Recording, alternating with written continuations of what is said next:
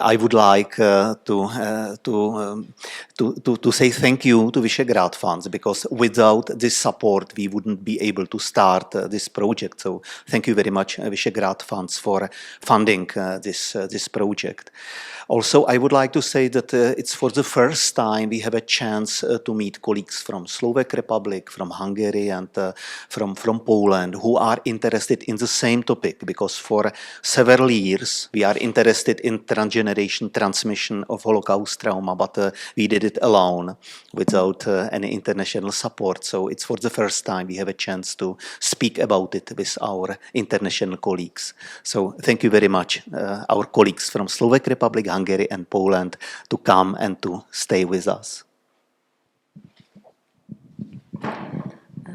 Good morning. I would like only to add, we spoke about the present situation in the world, that what is now is that we are in this political and war atmosphere, and we know that this topic about unresolved traumas, unprocessed traumas, is very present. So we hope that it will be useful for us, for everybody.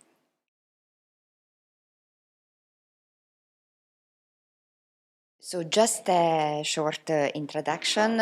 In our clinical work and in our research, our main focus of interest is the short and long-term psychological effect of collective traumas, especially the effect of mass trauma on the individual.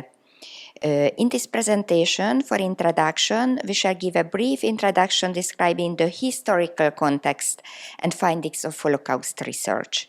Following this, we wish to share with you the results of our previous works, which deal with the long-term psychological effects of collective traumas and some preliminary results of this common project. It's our publications, what you can see. So, first, we will briefly account the audience with the trauma of World War II leading to transgenerational affectives and the particularities of its transmission in the Eastern Bloc era Hungary. Although the annihilation of the Jewish community began relatively late during the World War II in Hungary, it proceeded swiftly with great efficiency and organization. This presents a very difficult legacy for the victims, survivors, but also maybe perpetrators. A legacy never resolved on a collective level, a legacy that still haunts Hungarian society. The Hungarian Jewry suffered especially deep trauma as their sense of identity of being Hungarian after their full assimilation in Hungarian society way before World War II was shattered by repudiation and betrayal of Jews. This post-war identity crisis was colored and complicated by the socialist communist dictatorship, and then by the collapse of the Eastern Bloc in the late 80s. The Hungarian psychoanalyst György Vikár, borrowing from the forced labor iconography, introduced the term double cement sack to illustrate the post-Holocaust identity crisis. Post-war Jewish generation often carries a second cement sack on its shoulder. Many of their parents, on return from the camps, enthusiastically signed on with the new regime, with the promise of freedom, emancipation, and an open road to success. Some even integrated into the power apparatus of the government. Much less is spoken about how the non-Jewish population is shouldering this complex heritage, their own double cement sack. Witnesses is present in many different iterations, as aggressors, as victims, or as an amalgamation of both. The witness, with helpless passivity, may be regarded also as victim and can present a particularly complicated legacy for the descendants.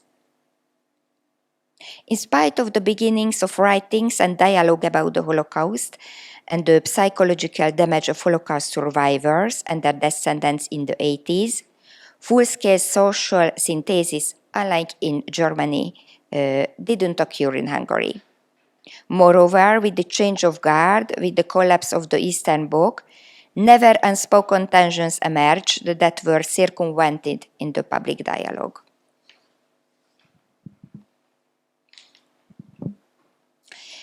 We will continue with a brief summary giving an insight into the project started and ongoing in Hungary that aim to give care and therapeutic support to Holocaust survivors and their descendants and to research the trauma of the Holocaust. The first conversation group of Hungarian Holocaust survivors were organized by Therese Virag in 1990. In 1992, psychologists, psychiatrists, and educationalists, sociologists also, participating in the conversation groups led by Therese Virag, created a clinic for the social traumatization, primarily psychotherapy for Holocaust survivors, and this retained the name COOT.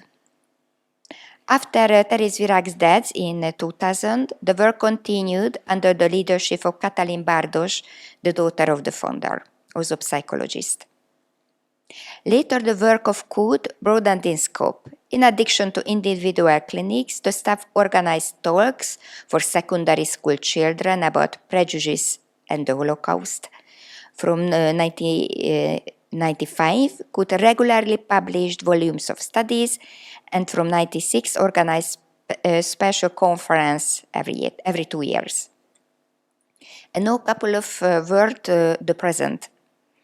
In 2018, the Therese Virag Trauma Research Group was formed, led by Ferenc Erős at the Jewish Theological Seminary. Since his recent death, the group is led by Katalin Bardos.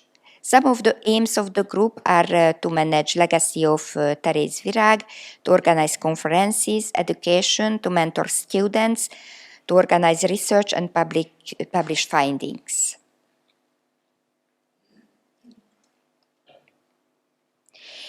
Interest in the Holocaust in Hungary and the transgenerational effects on Hungarian Jews began in early 80s, shortly after publications of the first international studies. This was the time when the first series of interviews were recorded in an organized and planned form, predominantly by psychologists and sociologists. Kovács and colleagues wrote about it. On 9 November 82, very early, Therese Virag gave a lecture at the Hungarian Academy of Science as part of a conference of the Hungarian Psychological Society, in which she recounted her experience of therapy with Holocaust survivors and their children. It was published in 1984 in English. This lecture meant the end of era of silence. Afterwards, research was begun in Hungary into the consequence of the Holocaust, and people began to speak about them. Several local and international projects were begun in Hungary, for instance, the Kestenberg project, which focused on child survivors, that aimed to examine the impact of the Holocaust on survivors and their children, such as just some example, deep interview of Ferenc Erős and colleagues, case study of Virag Therese and colleagues, Judit Mészáros and Katalin Pető studies, and survey of Szilágyi and her colleagues. And now we will move on and speak about our own model. We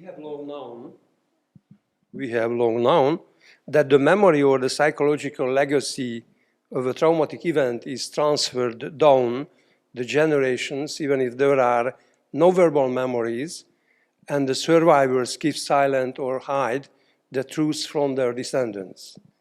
The psychological model we have developed, the transgenerational atmosphere, provides a new interpretative framework for how these events are transmitted non-verbally in a non-symbolized way. The transgenerational atmosphere is an original concept which enables us to comprehend many familiar phenomena in a new theoretical framework, enabling us to interpret areas such as the psychological impact of the trauma on the first generation, the mode of transmission, the psychological impact in the years of the transgenerational trauma, and special therapeutic aspects. Very briefly then, on how this model came to be. The theoretical framework of the transgeneration atmosphere builds on mainly earlier well-established theories and observations. Here we highlight only those we consider most decisive, which have most shaped our approach.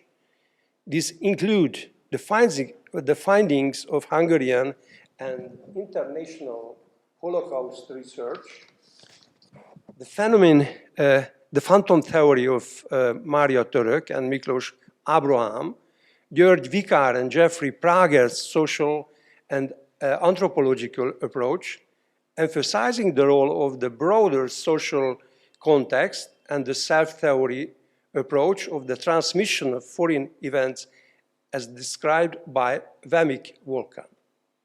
The model itself, however, is the result of our personal observations and clinical practice. We compared it with existing models and tried to integrate them. As well as our professional interest, like many other writers on this topic, our own family history and involvement motivated us to gain a better grasp of the psychological process of transgenerational trauma, and this process of thinking and forming the theory together helped us to understand our own transgenerational legacy. During our work with the descendants of collective social traumas, we noted a couple of recurring phenomena. First, while in certain areas patients showed considerable change, there are apparently inaccessible immobile functions which for the patients are so fundamental that he or she doesn't even see them as a problem. Secondly, apparently alien experiences and feelings appear, such as anxiety, guilt, loneliness, which can't be understood through the personal life history, or at least not fully. When we try to understand them, in other words, we try to assign present feelings about relationships or therapy to events in the patient's past, the identification fails, there is no progress. Indeed, there may be a negative therapeutic reaction, resistance, or even serious regression and deterioration in the patient's state. These alien experiences that appear in the therapy space, which are difficult to understand through the patient's own individual life history, we have called the transgenerational atmosphere.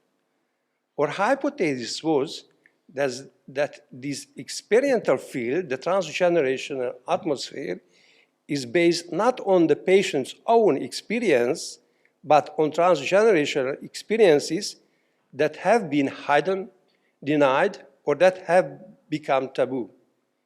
The model provides new aspects to better understand the transmission of transgenerational experiences and also alter the techniques for treatment.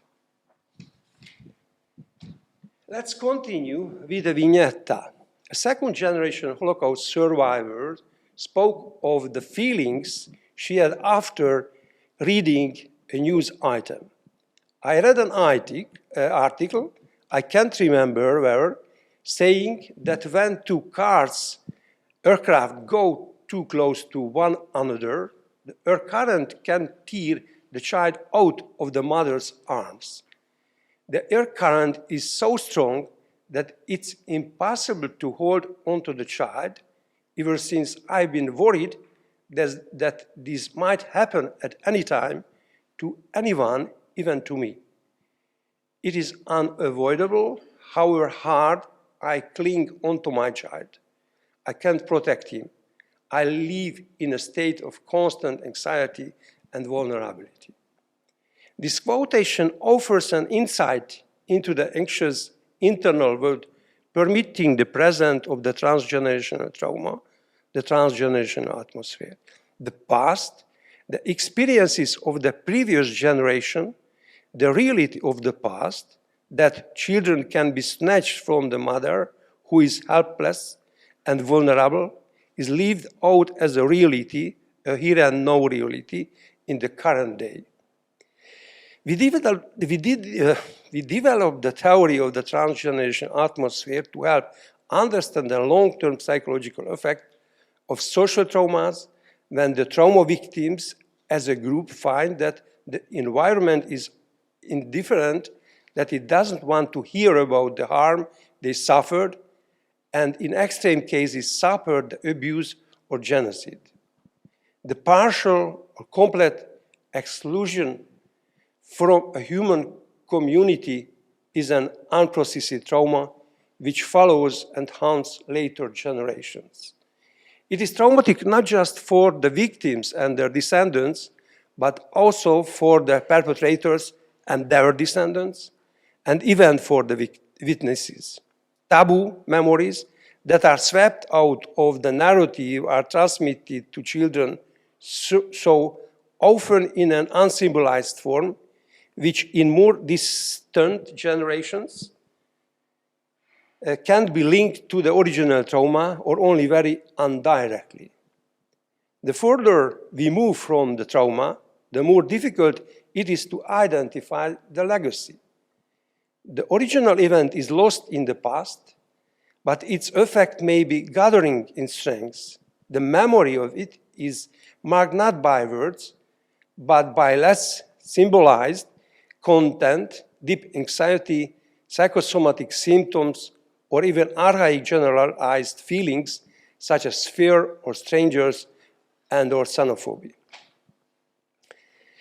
A basic prerequisite for the formation of a coherent self is that there be a good enough early relations which are able to mirror and contain the child's feelings and on which later relations can be built. However, for people to sustain of self-coherence, they need throughout their lives secure, functioning relationships which also help them to be able to process losses and traumas and integrate them into the self-narrative. What happens when the individual is traumatized as a part of group? A good enough environment is able to help digest and render tolerable things that the traumatized individual or group alone can't. Thus, the traumatic event can become integrated at both the personal and group levels.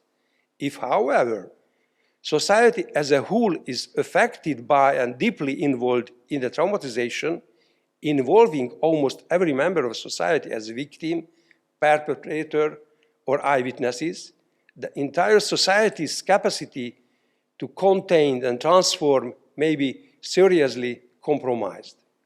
A damaged society unable to symbolize, as when the mother's containing function is defective, is unable to operate as a container. It will not be able to temporarily contain and reintegration of the experience. Dominance is given to more primitive functions working against integration, such as splitting, projection, and pathological projective identification. In the case of social traumas, in terms of both the long-term psychological effect and of the opportunities for correction, one crucial factor is that the same overwhelming, unprocessable traumatic experience is shared by a whole community. If the trauma prompts sympathy and solidarity from the environment, this aids the healing process. If, however, the social mirror is blind, insensitive, or if society itself is the perpetrator, then the traumatized individual, the group, is left alone with the experience.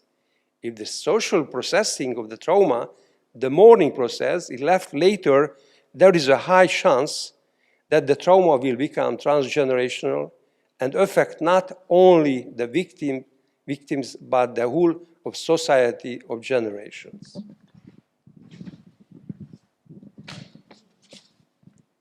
To return to the individual level, in the case of survivors of societal traumas, the integration of the trauma may surpass the individual's processing capacity. Such was the case with the first-generation Holocaust survivors. What happens? How does the trauma survivor protect themselves? They distance themselves first from the incomprehensible reality and also from their own feelings, creating a special intersubjective psychological space for themselves from which they exclude or split off the unintegratable contents. As a consequence of his dissociating internal and external contents, the traumatized individual is, psychologically speaking, left alone. He loses his relation with both external reality and with his own feelings.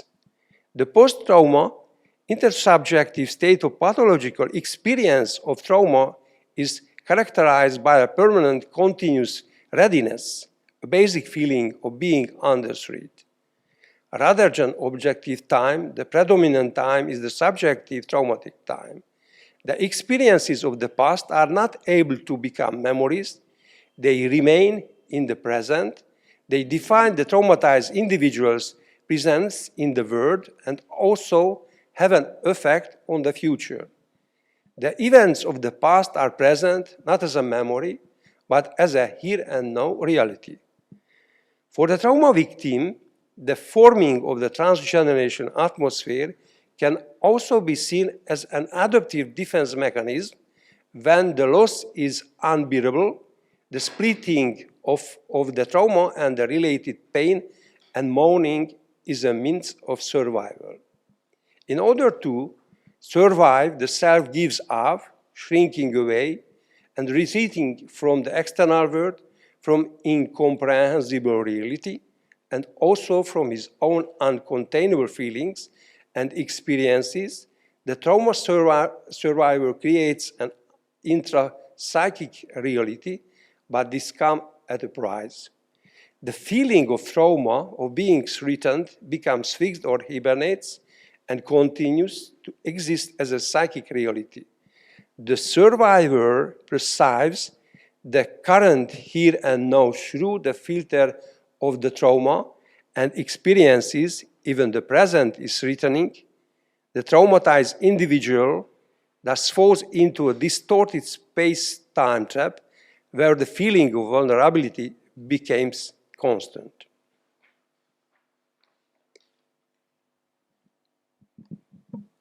A similar psychological space separated from the external world can be created as a result of any trauma that the individual cannot process.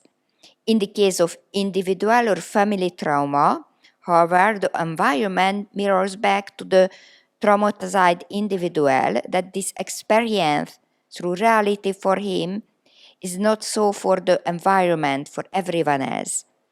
Thus, with time there is space for correction, and the effect of the trauma diminish over generation.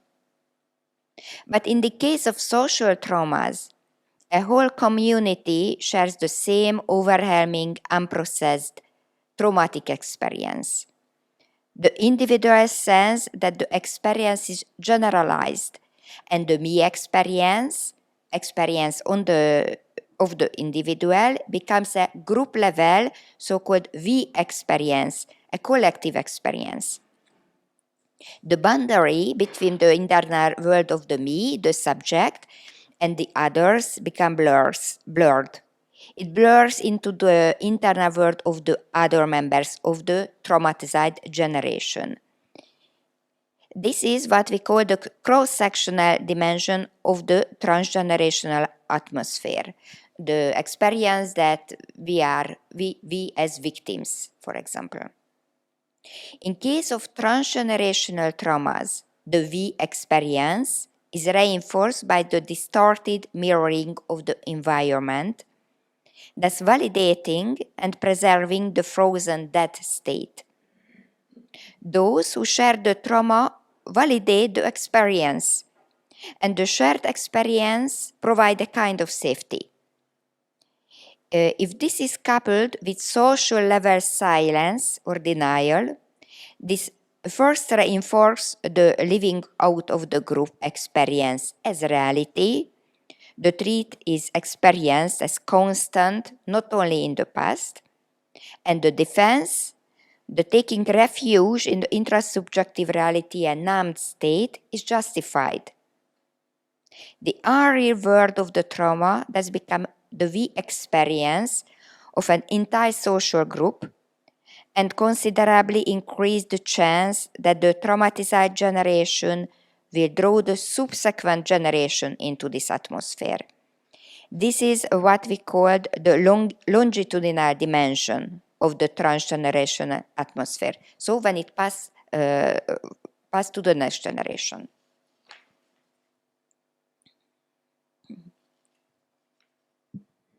It's very difficult to exit from the atmosphere, although not impossible.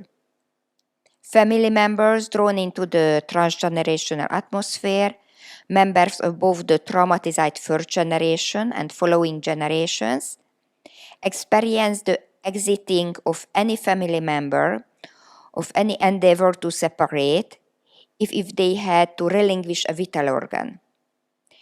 Every person drawn in feels unable to live without the other, experience that separation as unsurvivable.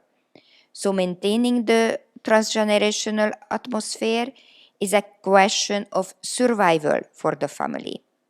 The benefit for the first generation is that through the atmosphere, the experience of trauma, the undigested trauma, becomes shareable. And the traumatized person is no longer alone. Their loneliness too is shared. Maintaining the atmosphere is in the interest of the next generation too, because only in the atmosphere can they experience intimacy and closeness with their otherwise lonely parents who retreats into the intrasubjective world. The atmosphere is the only way to relate in families with transgenerational trauma. The price of the relationship or closeness is being drawn in, being stuck in the dead feelings of the atmosphere, where the child has very little scope for action. One example of this. This was said by a 56-year-old patient whose mother survived Auschwitz. A part of myself has died. I often wanted to resuscitate the dead part of me, but it was not possible. The role of the dead part was to be dead. It preserved something, even when dead, some pain, something unutterable. Part of my essence is dead, and if that is in the foreground, for instance, because of some injury in the here and now, then I want to destroy myself, like my mother did with me. At such time, I steer clear of folk, so there is no witness or victim to the way I operate. At such time, I can disappear, as if I didn't exist. At these times, I have no living relationship with anyone at all. It's a strange, alien, but familiar state.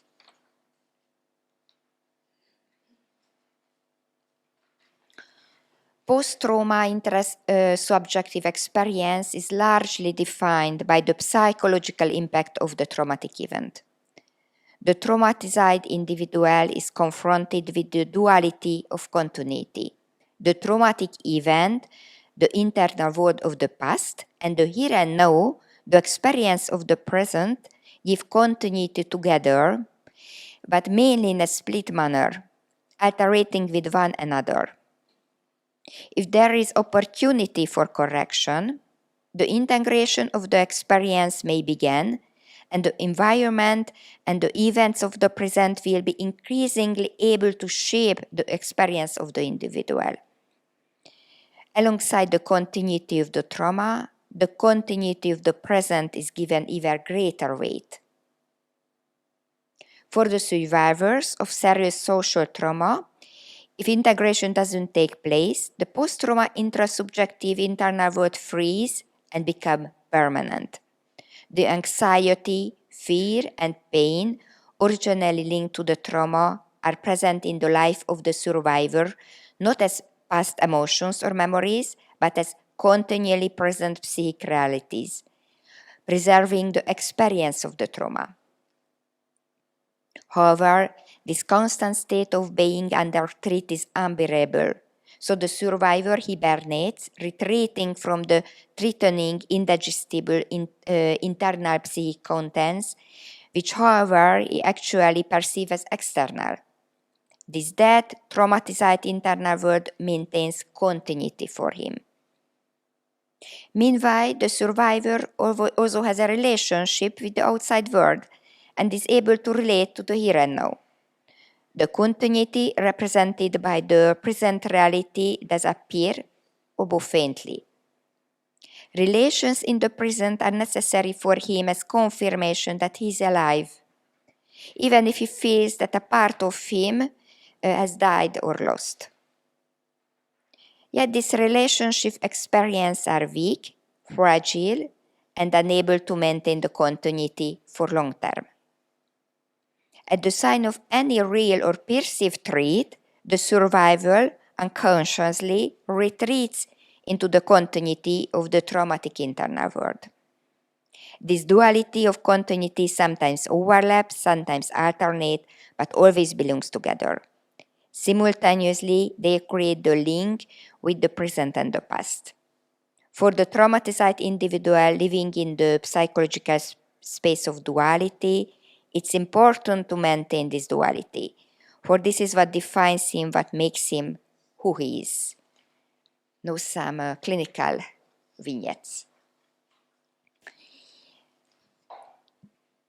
As we have seen, a severely traumatized individual creates an experiential field, an intersubjective space in which and through which the events of the past, the danger, the sense of threat are expanded into the present.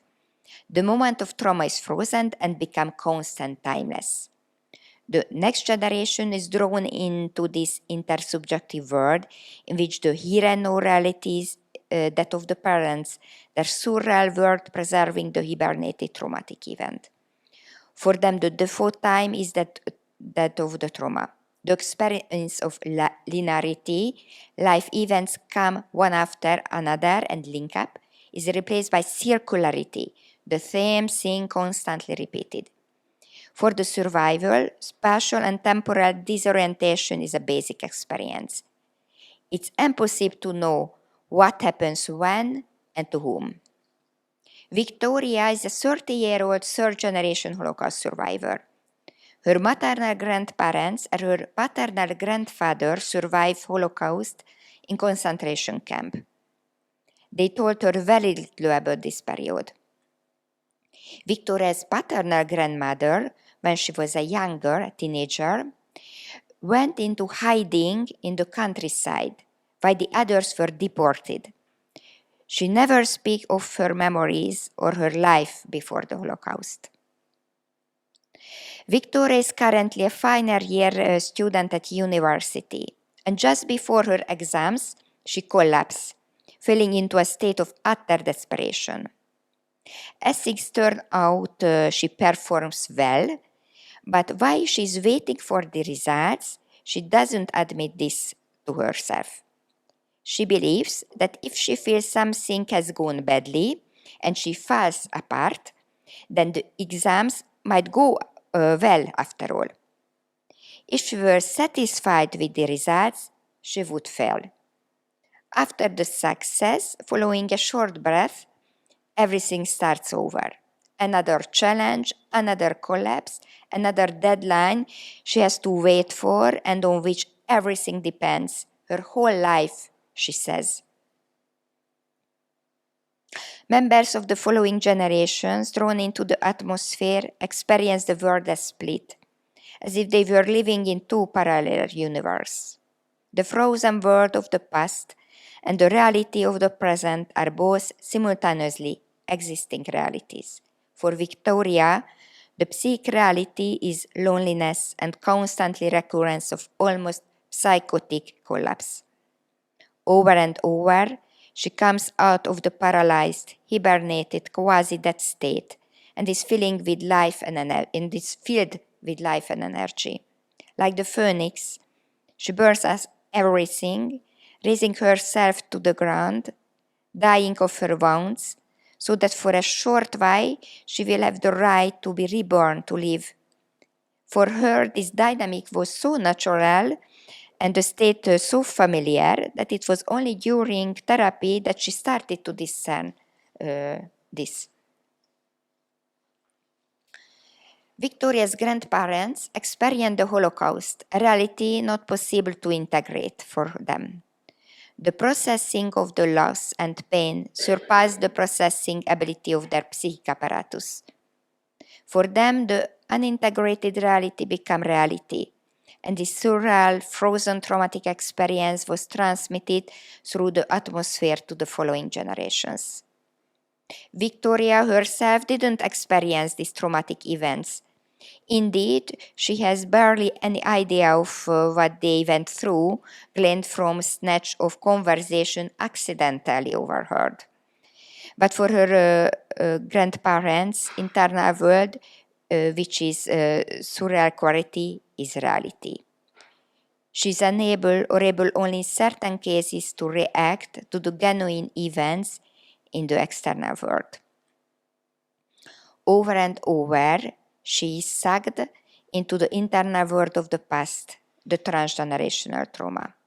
For her, continuity is provided predominantly by the we experience, which define the present, her affective experience, attitude in relationships, and the relationship to the external world. As we saw earlier, an individual who has experienced a severe social trauma protects herself, herself, from the affectively destructive impact of the experience by splitting. Why he has a real life, learning trade, making living, getting married, etc. There exists another parallel inner area in which the traumatized experience lives on, even if this is never shared verbally with anybody. The following generation inherits both worlds. They perceive a reality where they are active, perhaps even successful, while through the atmosphere they experience the hidden world too. In the next vignette, the deep, unprocessable experience of loss and loneliness, unexpressed in words, appears only in dreams. I am in a beautiful, vivacious city, Paris perhaps. I meet my girlfriend and we go to a spa. She suggests we go to a very good restaurant after. I get tense, wondering whether I have enough time. After all, she knows I have come from a death camp and I have to get back in time. Otherwise, there might be big trouble for the folk I have left behind. Anna, a second-generation Holocaust survivor, got only temporary leave from the suffocating world of the atmosphere, but she has to return, as there might be trouble for the folk she's left behind. Exiting the atmosphere, the we experience is equivalent to forgetting, which on the one hand threatens the disintegration of the patient's own self, and the other threatens to kill the parents and family members involved in the atmosphere. In order for Anna to be able to live for the here and now, me experiences in fine room, she splits the anxiety and feelings of deadness the we experience from her daytime conscious existence. The feelings banish to the unconscious and can only appear at night. With this psychic mechanism, Anna lives in both worlds. Some words about the psychotherapy. During our therapeutic work with the descendants of transgenerational trauma, In every phase of therapy, we pay attention to what is known as an identification and differentiation. By identification, we mean the recognition and identification of the transgenerational experience, while by differentiation, we refer to the separation of the me experiences from the we experiences. Differentiation is not easy. Because transgenerational trauma draws the year in front of her birth, its effect is felt at every level of perception and feeling. The legacy has an influence not only on the narrative, but as we have seen, at a somatic and visceral level, and is part of the personality. The goal of therapy is not to free the patient of this we. On contrary, it is to recognize and integrate it. In the integration phase, we work on accepting our feelings as our own for the differentiated somatic feelings, even if they are a legacy, to be self-identical and for them to find their place in the self-narrative. In therapy, we strive during integration for the me experiences and the we experiences to be integrable for them to fit into a coherent self-narrative. This way, the past can truly become the past, a memory, making space for the experiences and relationship of the present. This is thus a process of symbolization, the transgenerational experience transmitted at a visceral level and frequently split off and undigested can integrate it into the self after being processed. In all phases of transgenerational trauma therapy, great attention must be paid to work with reality. The differentiation phase is decisive because it is through this the patient comes into contact with his own feelings, experienced in the here and now, alongside the experience hitherto lived via the we identity, a formative independent self experience also appears. For a while this happens in parallel. The patient starts to perceive the disproportion of his emotional reaction. But at the experiential level, the shared intersubjective field, the typical emotional reactions are those coded through the atmosphere. In the differentiation phase, there is the realization that actually the boundaries are not clear. Following this differentiation of the inner and outer reality can begin, and that of reality and fantasy of past and present. As the me grows stronger, the individual becomes able not only to consciously differentiate reactions, but to be present emotionally in a different way. This actually means a new attitude and time is needed for the patient to be able to live with it. The continuous sense of threat lessons and real desires, feelings, and relations appear. This also means a more immediate presence in the world. It is not longer the transgenerational transference that governs the relations with the outside world, but the me constructed by the patient's own self and reality of the world perceived by it. A case detail. Leah, 38 years old and single, sought the help of psychologists because she couldn't form a long-term relationship after a couple of months together. Either her partner left her or she left them. All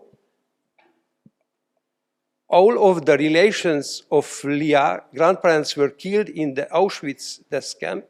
Leah spent many weeks with her grandparents, months even during the summer, and they told her much about their relatives who had been killed. During analysis, Leah encountered the repressed fears that her grandparents' stories had elicited in her because of the stories of the children that disappeared because she didn't know exactly what happened, why. She constantly feared that one day they would make her disappear too, and she would case to be. It has also disturbed her that her grandparents suggested the children had disappeared, but somehow were still about somewhere, so weird was the way they spoke about them. In analyzing it, it becomes clear that the relationship between the grandparents and Leah as an only child was very strong. In our family, everyone is unhappy, as if it were not permitted to be happy, she said in one session. When her me grew stronger in psychoanalytical treatment, Leah started to research her family tree. She discovered what respectable careers her ancestors had carved out the considerable fortune they had earned and how will they manage it, which greatly inspired her. By coming into contact with the pre-trauma family past, she gained a much stronger identity which reinforced the me. Through the stronger me, she sought opportunity to realize herself. She gave herself space and time with patience and inner support. Direct connection with the time prior to the trauma of the transgenerational legacy sparked of the chain reaction in her life, which opened the way to new perspective for the realization. So some words about the projects. In Hungary, we have organized 2 events with the framework of the project. The first was organized in the cooperation of local Jewish community at Pécs. The other was organized at Budapest by organization of Hospital of Mazsihis.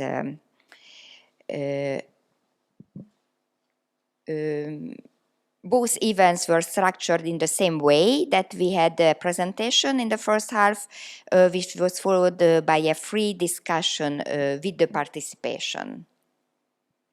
We have received a lot of questions. They are still under discussion in our groups, but we would like to share you just some of them.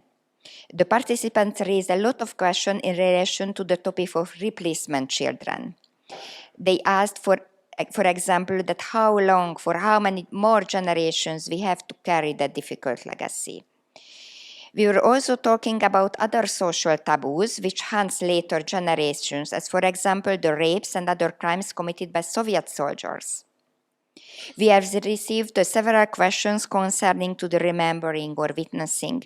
Professionals working with Holocaust survivors and their descendants, for example, in hospice teams, raised the question that what can they do when they feel that there is something, a non-verbal trauma at the end of life. The discussion, forced verbalization can be helpful or not. In both events raised the question of mixed groups, where descendants of victim perpetrations and the witnesses are also present. We all asked the question if a dialogue between descendants of victims and perpetration can be manageable, helpful.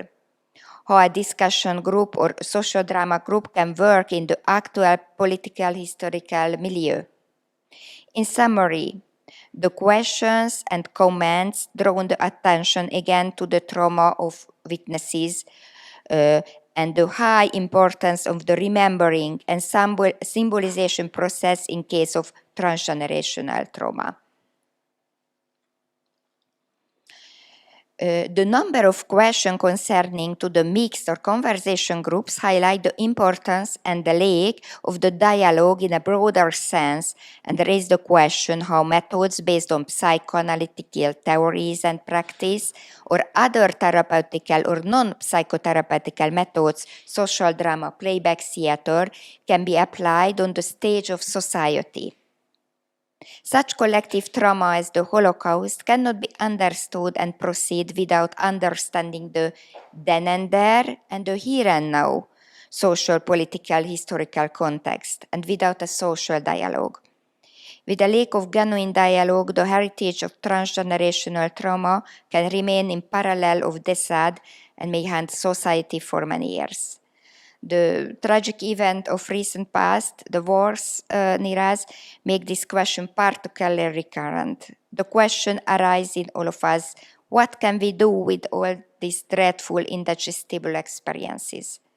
Working with our patients in therapy every day, we are faced with the fact that these events touch several levels the individual, activate not only own early experiences, but also transgenerational legacies. Thank you for your attention.